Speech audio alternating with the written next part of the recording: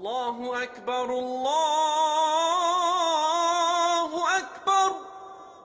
Аға, мен қасиетті Рамазан айын сағындым. Қалай ойлайсыз, ол да мені сағынады ма?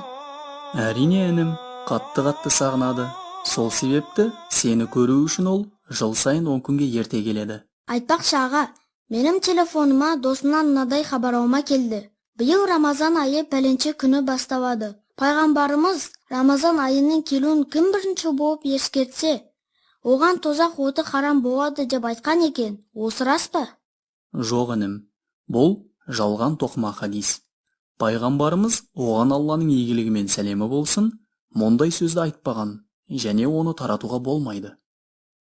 Пайғамбарымыз Мұхаммед оған Алланың игілігі мен сәлемі болсын, кім менің атымнан мен айтпаған сөзді айтса, сол тозақ отынан өз орнын алуға дайындалсын деп айтқаны жеткізіледі.